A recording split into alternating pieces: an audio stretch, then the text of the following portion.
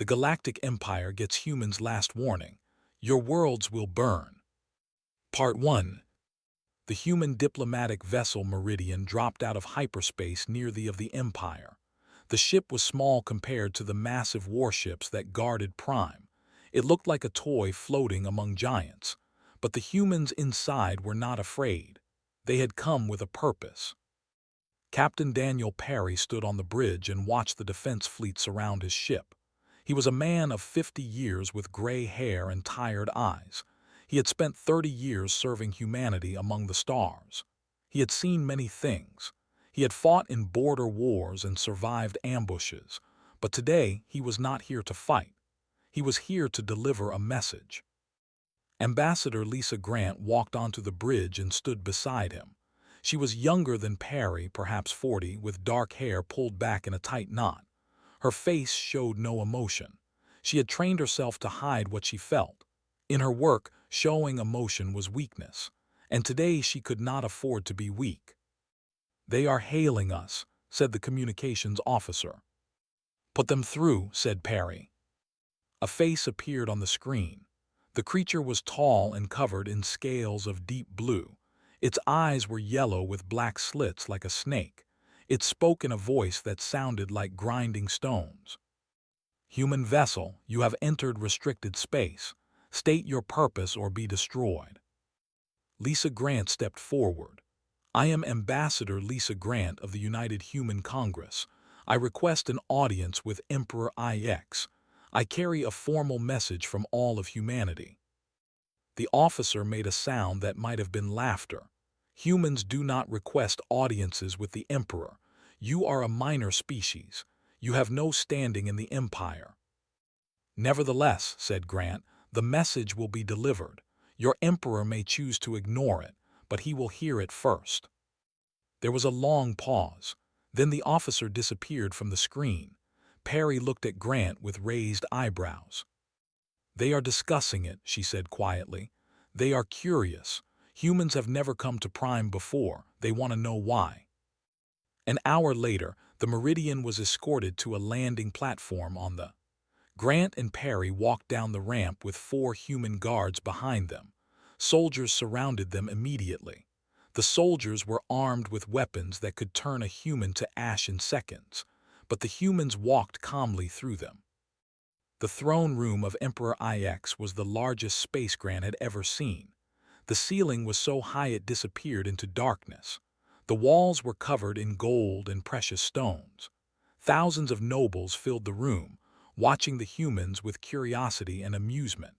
At the far end sat the Emperor himself on a throne made from the bones of conquered species. IX was ancient. He had ruled for 300 years.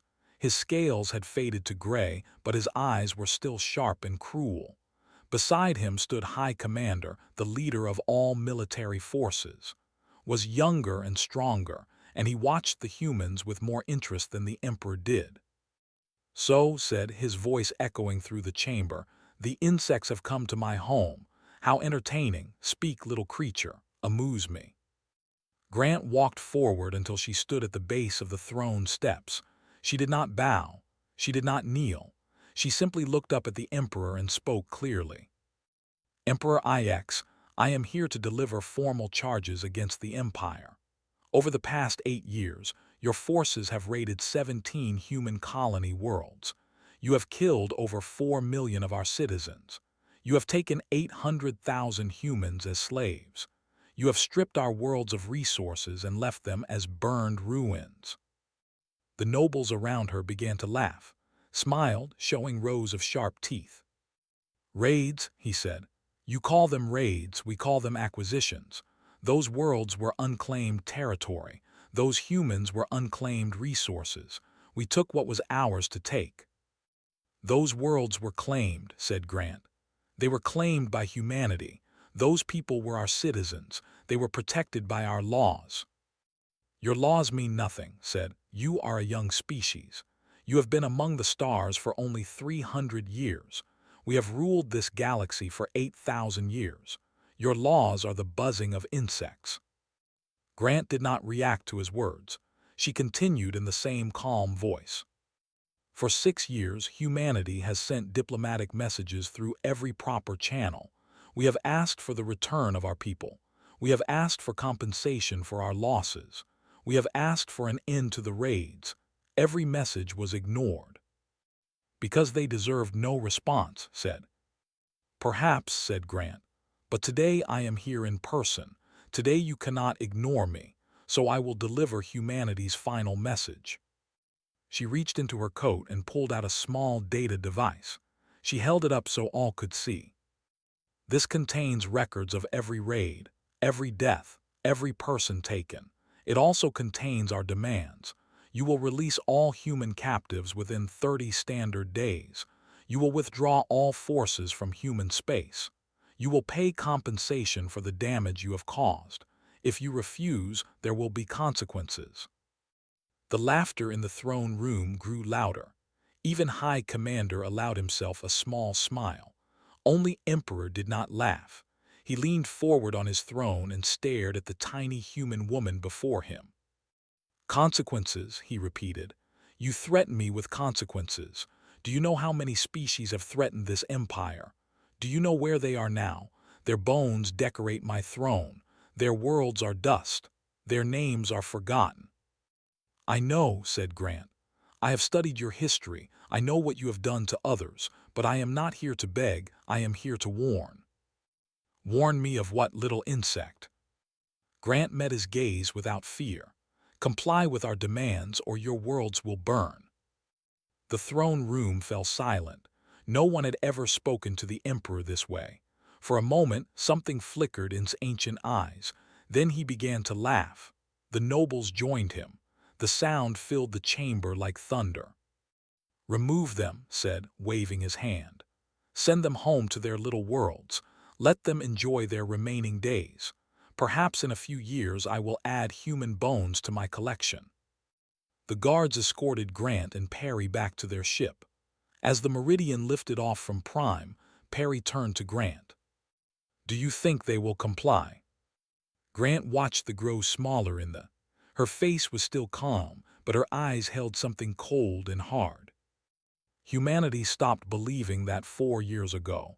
We have sent every message. We have tried every peaceful path. This was never meant to succeed, Captain. It was meant to be witnessed. When history asks whether humanity gave them a chance, the answer will be yes. We gave them every chance. Perry nodded slowly. And now? Now we go home, said Grant, and we prepare for what comes next.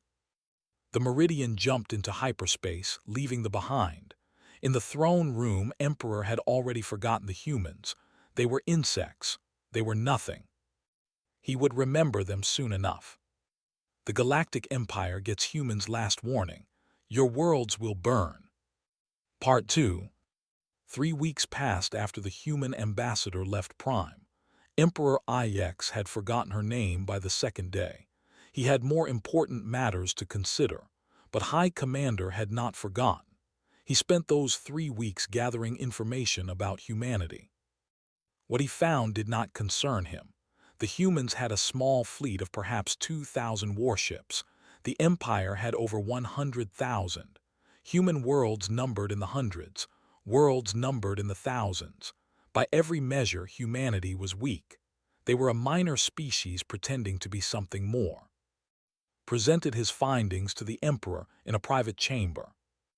The humans have no chance against us, he said. Their military strength is less than 2% of ours.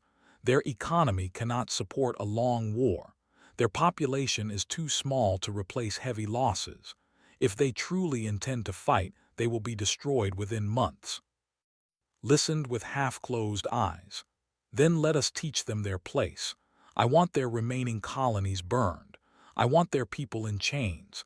Make an example of them so that no other species dares speak to me as that woman did. It will be done, said. The fleet moved 3 days later. 50 warships attacked the human colony of New Sacramento. It was a peaceful world of farmers and families. They had no military presence. They had only a small orbital station and a few transport ships. They did not offer surrender terms. They simply began firing. The orbital station exploded in the first minute. Then the warships turned their weapons on the surface. Cities burned, forests burned. The oceans boiled where the heaviest weapons struck. 800,000 humans lived on New Sacramento. By the end of the day, 600,000 were dead. The rest were loaded onto slave ships. The same thing happened on two other worlds. World lost 400,000 people. Port lost 500,000. The attacks were broadcast across space as entertainment. Citizens of the Empire watched human cities burn and cheered. They had seen this many times before with other species. It was simply what happened to those who the Empire. On Earth, the United Human Congress met in emergency session. The Great Chamber was filled with representatives from every human world. Many of them were crying. Others sat in shocked silence. The images from New Sacramento played on screens around the room. Admiral Carroll stood at the central platform. She was 60 years old with short white hair and a face lined by decades of service. She had commanded human forces through a dozen conflicts, but she had never seen anything like this. "The casualty reports are confirmed," she said. Her voice was steady, but those who knew her could see the rage burning behind her eyes. 2.3 million dead across 3 worlds, 400,000 taken as slaves. The attacks came without warning. There was no attempt at negotiation. This was pure slaughter. Secretary of Defense Mitchell stepped forward. He was a thin man with nervous hands. "Admiral, we must consider our options carefully. We cannot win a conventional war against their forces outnumber ours 50 to 1. If we attack, we risk losing everything." "We have already lost everything," said a voice from the crowd. A young woman stood up. Her name was Grace Palmer, and she was the representative from New Sacramento. Her face was wet with tears, but her voice was strong. "My world is gone. My family is gone. My daughter was 7 years old. She is either dead or in chains right now. Do not tell me we must be careful. Do not tell me we must wait." The chamber erupted in shouts of agreement. Mitchell tried to speak again, but his words were lost in the noise. Admiral raised her hand, and slowly the room fell quiet. "I understand Secretary Mitchell's concerns," she said. "He is right that we cannot win a conventional war. If we fight the way they expect, we will be destroyed. But I did not spend 6 years preparing for a conventional war." The room went still, looked around at the representatives, and for the first time, a small smile crossed her face. "6 years ago, when the first raids began, I knew this day would come. The diplomats hoped for peace. I prepared for war. With the approval of the previous Congress, I began a project in secret. We called it Project Ember." "What is Project Ember?" asked Mitchell. "It is the answer to an impossible question," said. "How does a small species defeat a vast empire? The answer is simple. You do not try to defeat them. You do not fight their fleets or conquer their worlds. Instead, you take away everything they need to survive. You burn their food. You destroy their fuel. You tear apart their supply lines until their empire starves from within." She pressed a button, and images appeared on the screens. They showed thousands of small ships, each no larger than a shuttle. They were gathered in a hidden facility somewhere in deep space. "These ships carry no weapons," said. "They carry modified fusion cores designed to overload on command. Each one is a bomb powerful enough to destroy an orbital station or a planetary facility. And each one has a volunteer crew trained for one mission." "Suicide missions," said Mitchell quietly. "Sacrifice missions," corrected. "Every pilot knows what they are signing up for. They have trained for years. They call themselves the Kindling, and there are over 10,000 of them ready to deploy." The chamber was silent. Let them absorb her words before continuing. "I will not lie to you. This will be a brutal war. We will kill civilians. We will destroy worlds that have never harmed us. We will become something terrible in the eyes of the galaxy, but we will survive. And the Empire will learn what happens when you push humanity too far." Grace Palmer spoke again. "What do you need from us?" A vote, said, a formal declaration of total war, and your trust that I will end this. The vote was unanimous. Not a single representative opposed it. Humanity was going to war. In the hidden facility, Lieutenant Commander Rhodes received the news. He was 32 years old with a young face that had grown old in the past 3 weeks.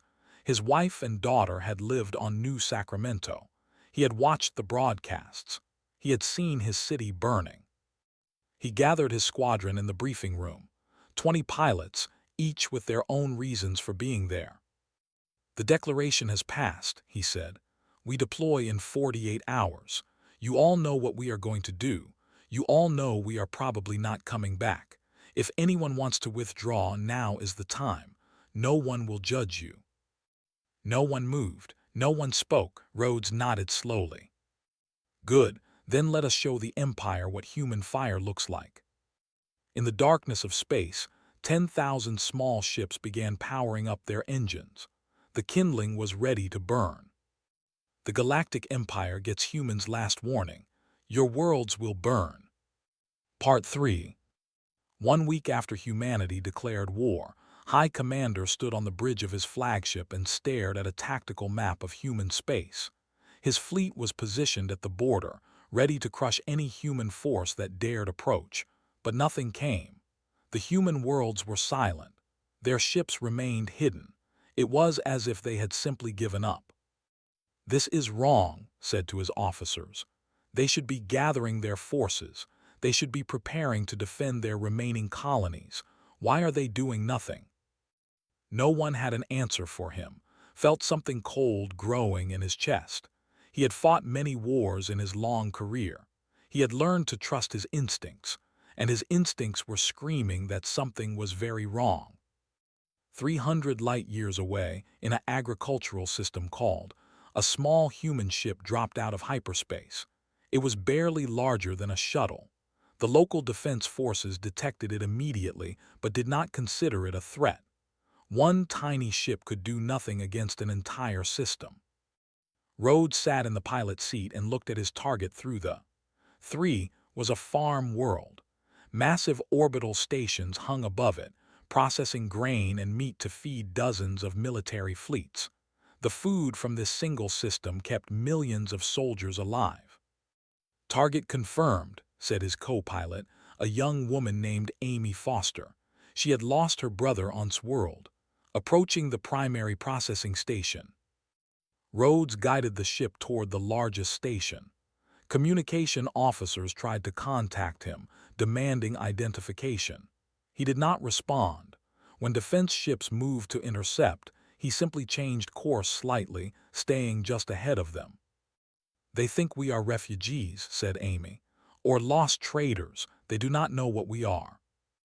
They will learn, said Rhodes. The ship reached the processing station and dove straight toward its center. At the last moment, Rhodes activated the fusion core overload.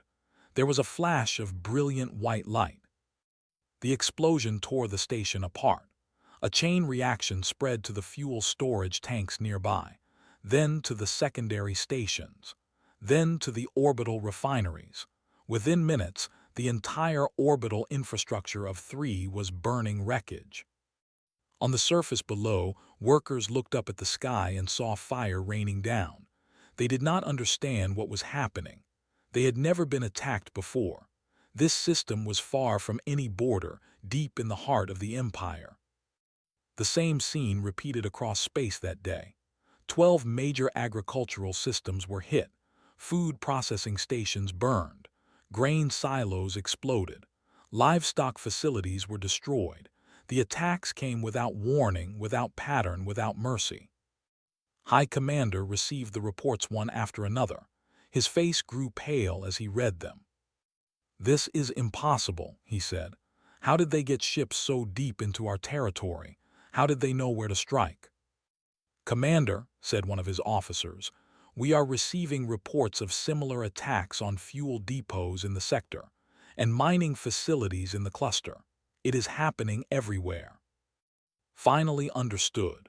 The humans were not defending their borders because they had no intention of fighting a defensive war. They had sent their forces deep into space months ago, hiding and waiting. Now they were striking at everything that kept the Empire running. He contacted Emperor immediately. Your Majesty, we have a serious problem. The humans are not attacking our military. They are attacking our infrastructure. Food production, fuel supplies, mining operations. They are trying to starve us. His image flickered on the screen. The ancient emperor looked annoyed rather than concerned. Then stop them. Send ships to protect our facilities. Your Majesty, we have thousands of critical facilities across 2,000 systems. We cannot protect them all. Our fleet would be spread too thin. We would be vulnerable everywhere and strong nowhere. Then destroy their remaining worlds. Kill them all. End this quickly. Hesitated. I will try, Your Majesty, but I fear it may already be too late for a quick end. On Earth, Admiral monitored the attacks from her command center. Reports came in constantly. Targets destroyed. Pilots lost. The numbers were exactly what she had predicted. The kindling was working. Ambassador Lisa Grant entered the room and stood beside her. Grant had not slept in days. Dark circles hung under her eyes. How many have we lost? She asked. 400 pilots in the first wave, said. Another 300 in the second. They are adapting. They are increasing security around their most valuable targets. And how many of them have died? Was quiet for a moment. Millions. The food processing stations alone employed hundreds of thousands of workers. Most of them did not survive the explosions. Grant closed her eyes. Civilians, workers, people who never attacked us. Yes. Are we monsters, Carol? Is this what humanity has become? Turned to face her. The Admiral's eyes were hard but not without pain. Monsters attacked our children, Lisa. Monsters laughed when we begged them to stop. We tried peace. We tried diplomacy. We gave them 6 years of chances. They chose to ignore us. They chose to burn our worlds for entertainment. She paused. I will not apologize for what we are doing, but I will carry the weight of it for the rest of my life. Across the galaxy, on a colony world called, a young officer named stood on her family's estate and watched the sky burn. The orbital grain silos that had fed her world for centuries were gone, destroyed by a single human ship smaller than her personal shuttle. She had grown up hearing stories about humans, weak creatures, cowardly species, insects fit only for slavery. She had believed those stories. Everyone believed them. Now she watched her world's food supply turn to ash, and she understood something terrible. The humans were not weak. They had simply been waiting. They had been patient while the Empire mocked them and killed their people. They had endured humiliation after humiliation. And now they were showing the galaxy what human patience looked like when it finally ran out. Her communicator beeped, a message from the military command. All officers were being recalled to active duty. The Empire was mobilizing for total war. Looked at the burning sky one last time. Somewhere out there, more human ships were flying toward more worlds. More fires were being lit. The Empire had ruled the galaxy for 8,000 years. It had crushed hundreds of species. But it had never faced an enemy like this. It had never faced an enemy willing to burn everything, including themselves, to win. The war had only begun and already could see how it would end. The Empire was too large to defend. The humans were too determined to stop. This would not be a war of conquest. It would be a war of extinction. And she was no longer certain which side would survive. The Galactic Empire gets humans' last warning. Your worlds will burn. Part 4. 3 months into the war, the Empire was dying, not from military defeat, but from hunger. The humans had destroyed over 2,000 food production facilities. Fuel depots burned across 100 systems. Mining operations stopped as workers fled to safer worlds. The empire that had stood for 8,000 years was crumbling from within. Refugee fleets filled the space lanes. Millions of civilians tried to escape the burning sectors, but there was nowhere safe to go. Every system was a potential target. Every world lived in fear of the small human ships that appeared without warning and turned everything to fire.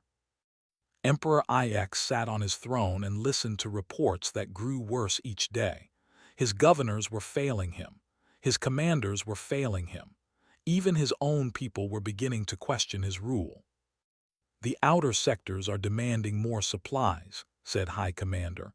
"They say their people are starving, but we do not have enough food to share. If we send supplies to them, our core worlds will suffer." "Let the outer sectors starve," said. "The core worlds must survive. That is all that matters." "Your Majesty, if we abandon the outer sectors, they may abandon us. There are already rumors of governors negotiating separate peace with the humans." His eyes flashed with anger. "Who dares to betray me? I do not have names yet, but the rumors are spreading. The people are losing faith." Across the empire, those rumors were becoming reality. Governor of the sector had sent secret messages to Earth offering surrender in exchange for protection. Governor of the cluster had done the same.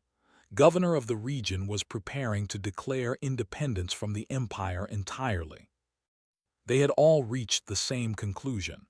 The empire could not protect them. The emperor would sacrifice them without hesitation. Their only hope was to make peace with the humans before there was nothing left to save. On Earth, Admiral received these messages with cold satisfaction.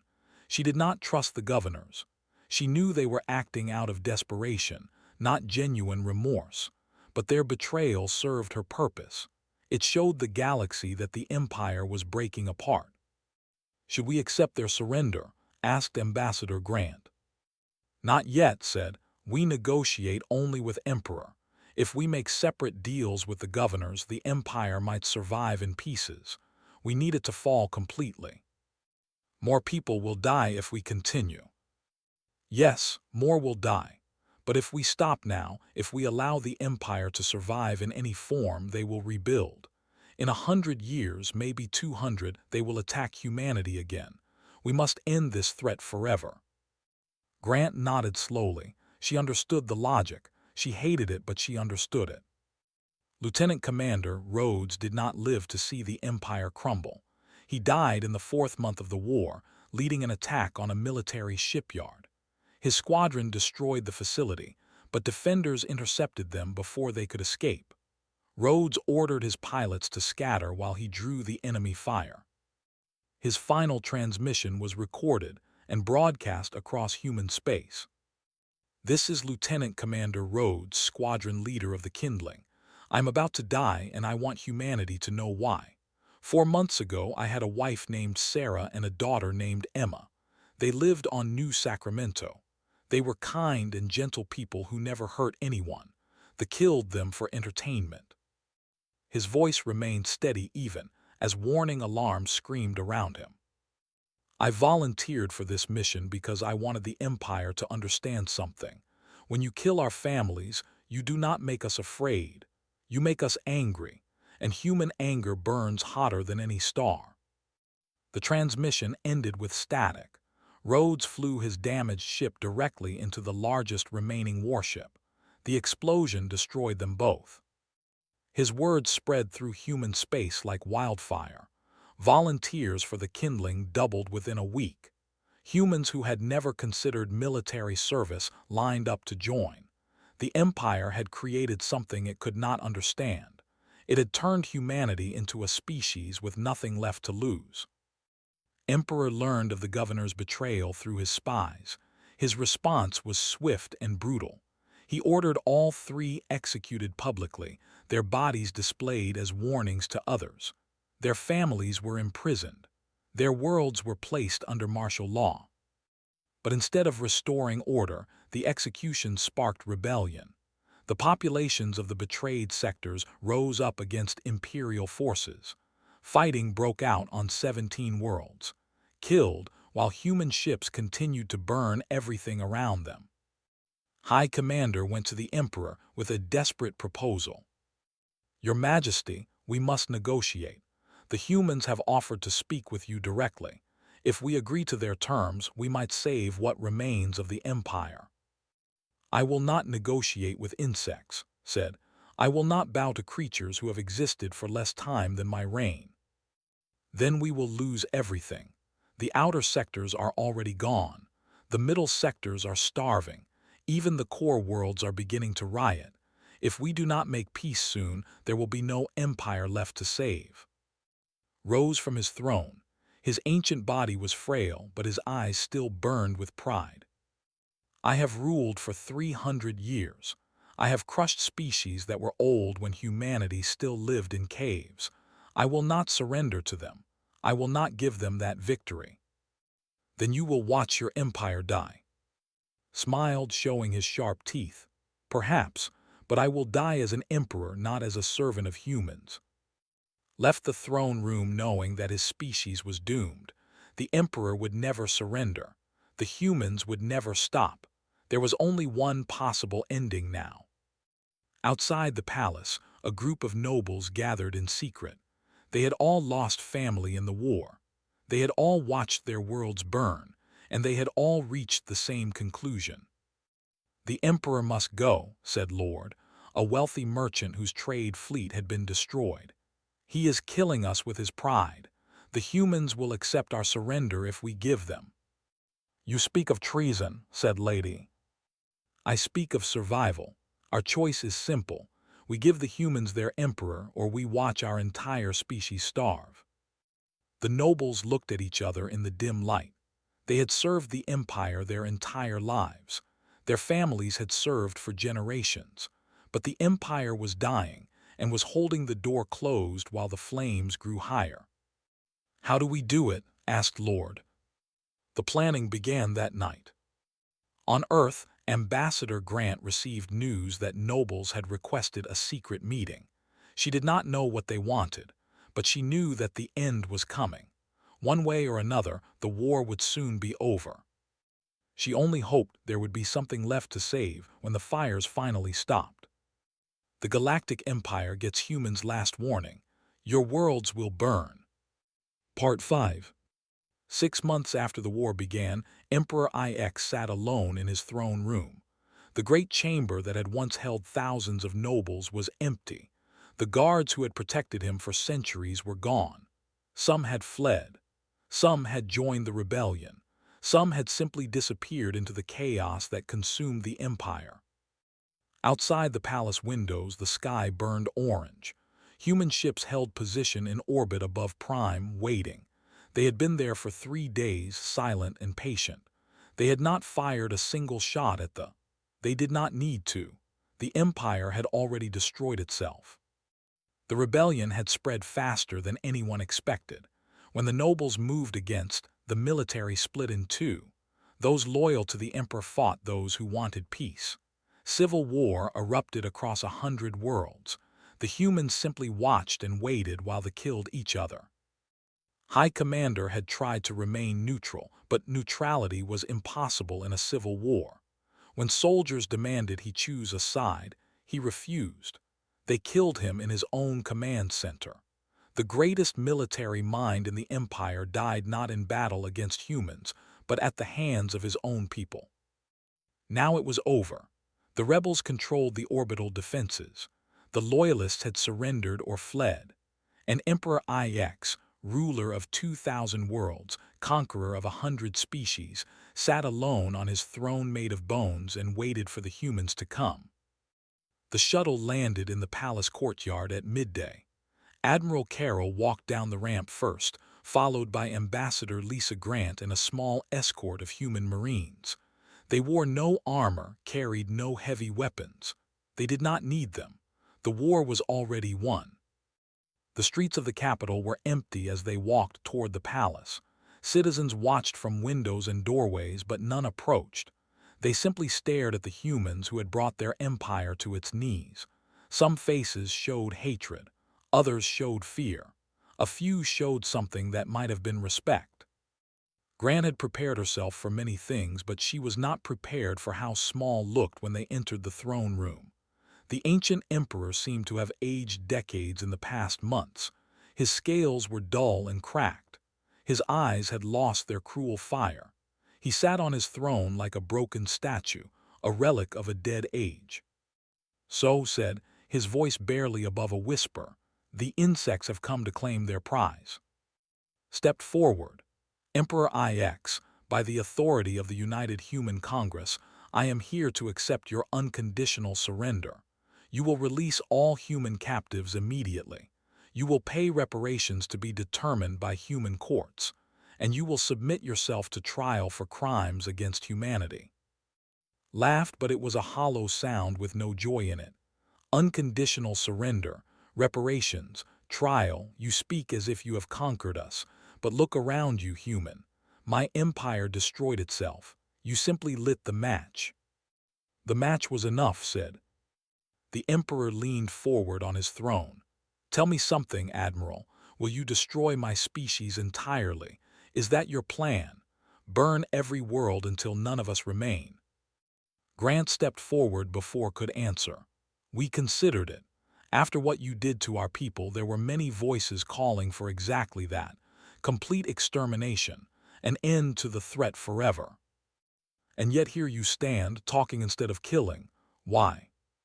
Grant was quiet for a moment. She thought of New Sacramento burning. She thought of Rhodes and his final transmission. She thought of the millions who had died on both sides because one species had been too proud to listen. Because we needed to remain human, she said finally. Because if we killed every for the crimes of your empire, we would become the monsters we were fighting. Mercy is not weakness, Emperor. It is a choice, the hardest choice we have ever made. Studied her face for a long moment. You are strange creatures. You burned half my empire, killed millions of my people, and now you speak of mercy. I do not understand you. You never tried to understand us, said. That was your mistake. You saw weak bodies and small ships and assumed we were prey. You never looked deeper. You never saw what humans become when we are pushed too far. And what is that? The thing that monsters learn to fear. Closed his eyes. For a moment, he looked like what he truly was. Not a conqueror or a tyrant, but a tired old creature who had outlived his time.